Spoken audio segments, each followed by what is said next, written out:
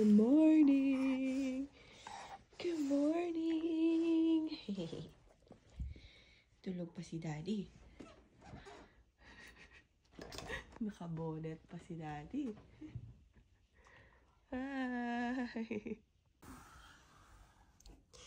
Ang lamig-lamig naman sa labas. Grabe, negative something sa labas ngayon. Kaya ako hindi na maliligo. Hi!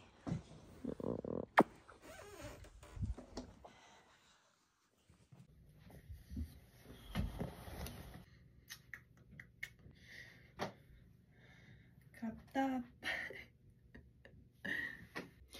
Ito yung tsura ko, nagdadry yung lips ko. Pero naka-crop top ako, diba?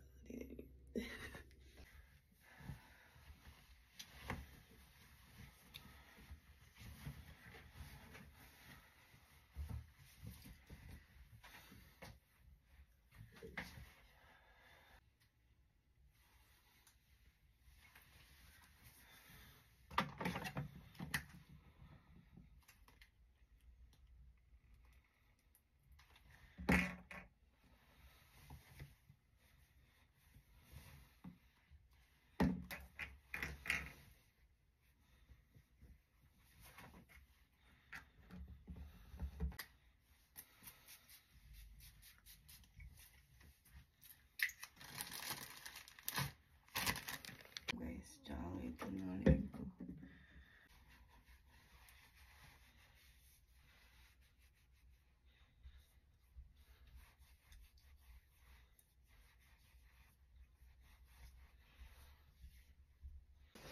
Morning, Daddy! Hello!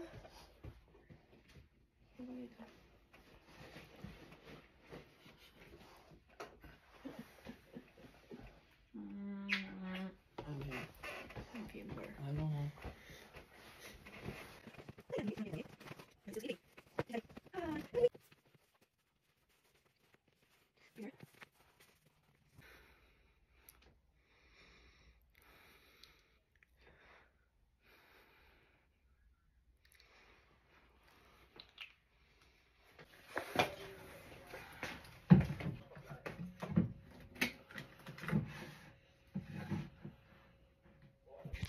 Prepare pala ako ng baon ko. So, ito yung baon ko. Nilagay ko sa mayonnaise. Nalalagyan. Kasi may natirang mayonnaise sa loob. So, mas gusto ko yung lasa. And water.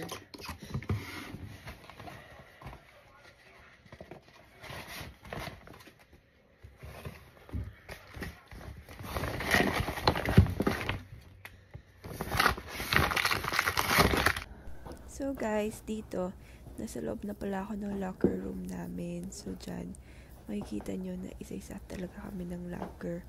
So yan, nagpe-prepare na ako sa self ko. Kasi nga, meron kami exam mamaya. So yan, kinukuha ko na yung head cap ko, tsaka yung goggles ko. So dito, kailangan ko ilagay yung nameplate ko kasi hindi pwede makapasok sa clinic. And then, kailangan taliin yung hair para neat, and also, kailangan namin gumamit ng head cap. Diba? Para talaga kaming doktor dyan. So, yan. Naglalagay na rin ako ng lip gloss kasi nga sobrang dry ng lips ko. Para good to go.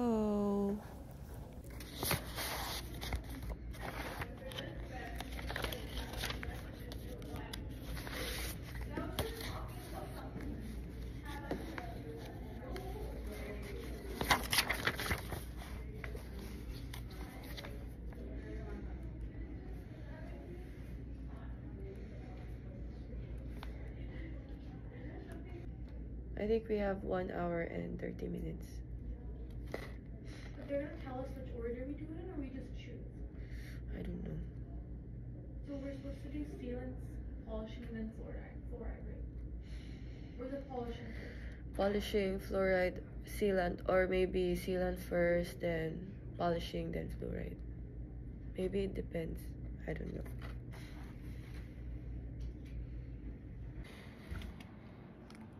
Hi! Sit down, please. Sit down first. Sit down. Oh. Sit down. Sit. Ay, you don't listen to me, huh? Come on. Hi. Hi. How are you? How are you? Hi. Hi. How are you? Hi there. Finally, I'm home.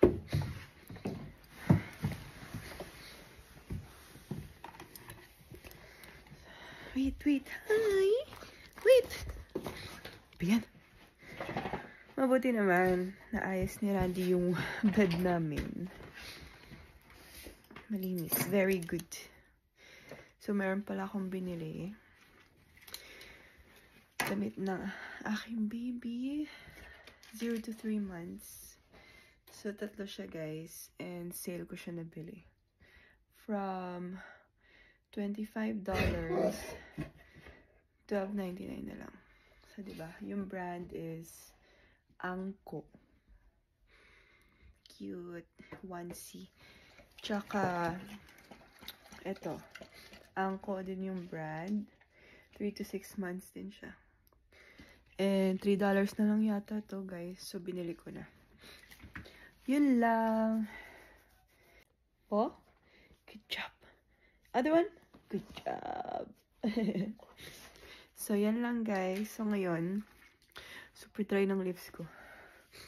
So, ngayon is bis muna ako. And then, after that, is bumili kasi ako ng hook dun sa dollar store. Ididikit ko dito. Saan na yun? Here. Kasi lagyan ng susi, yung mga sombrero, mga cap ni Randy. Para hindi ko nalang itago dun sa gilid. Para naman organize yung room namin, di ba? And then, meron akong binili na hook. Gagamitin ko dito, guys. Dito. And dito. Kasi yung mga bag dito ko lang nilalagay. So, parang gusto ko na mas maganda siyang tingnan. So, ito yung mga nabili ko sa dollar store. Are you done? Ito.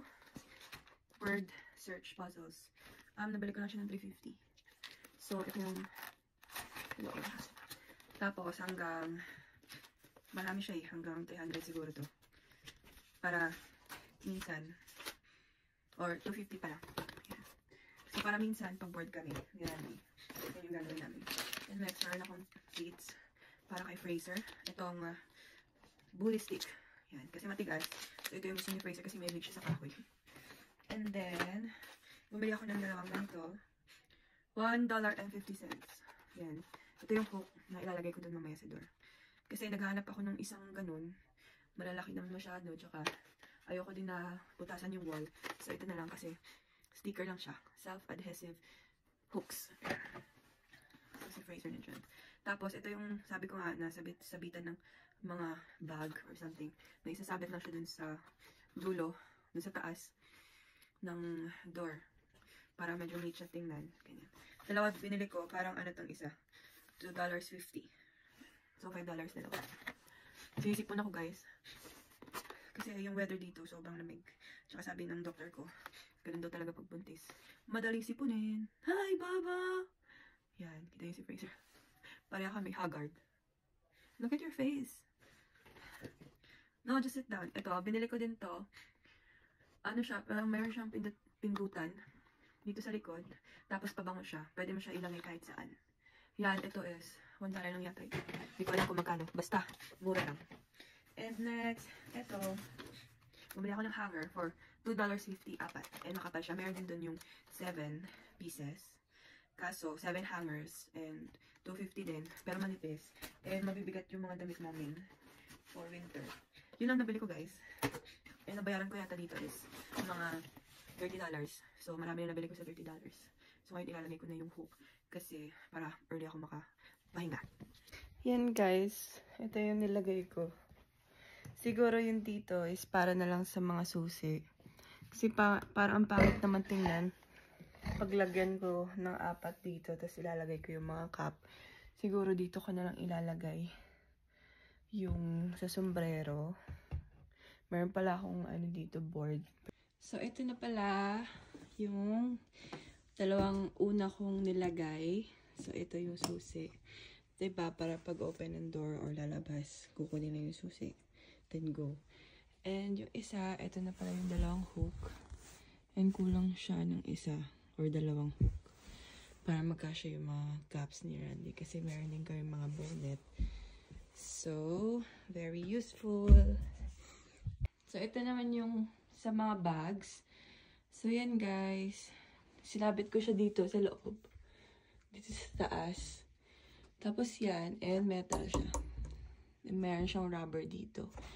So, yun lang. At least, mura na. And, very useful pa. Kasi ayoko na sinasabit yung bag dyan. Kasi naisira yung handle ng bag. Ito, dito, nasisira. Okay lang sana pag ganito, pag leather, diba? Sayang naman. Ito talaga si Fraser, guys. Sobrang sweet. Sobrang sweet yan. Ready na siya maging kuya. Soon to be kuya. Are you ready to? English? 3 months na lang, guys, is ka-graduate na ako. April yung graduation namin. I hope talaga na makapag-practicum ako this April kasi 8 months na ako that time. Or 7 months yata, ganun.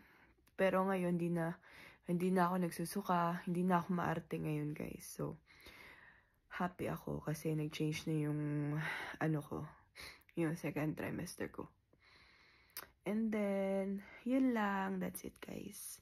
That's it for today. And I hope na-enjoy niyo yung video kasi yung purpose talaga na magbi-video ako kasi yan yung gusto ng family ko. Nila mami kasi para daw may makita sila or update sa ginagawa ko everyday. Hindi naman everyday ako mag-video pero pag merong time. Thank you for watching. Bye! Mwah!